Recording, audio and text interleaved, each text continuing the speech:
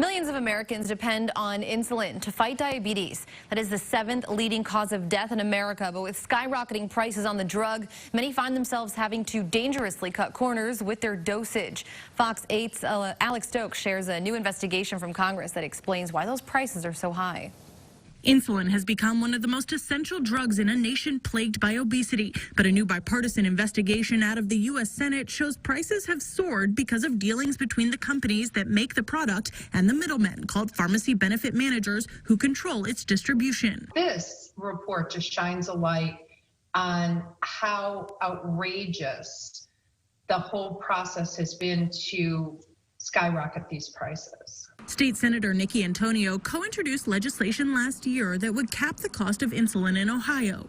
What we do not want people to do, and we know people are doing, is stretching the dose and cutting their dosage, and that's dangerous. While she plans to reintroduce the legislation, the 2-year investigation in the U.S. Senate found drug manufacturers, quote, aggressively raised the list price of their leading insulin brands an average of 300% over the past decade, quote, absent significant advances in the efficacy of the drugs. This is no surprise whatsoever to pharmacists. We've known for years that the pharmacy benefit manager industry has been charging what I consider to be kickbacks to get drugs on what they call formularies. A formulary is the list of drugs covered by health insurance plans that hire the PBMs. It limits you as the patient from having the drug that is best for you.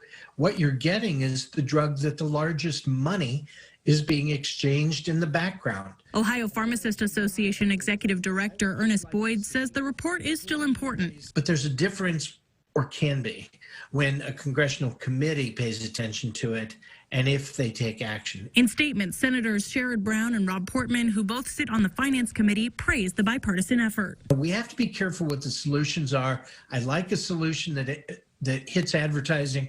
I like a solution that hits PBM and their rebate situation. Directly attacking the drug manufacturers would make me nervous.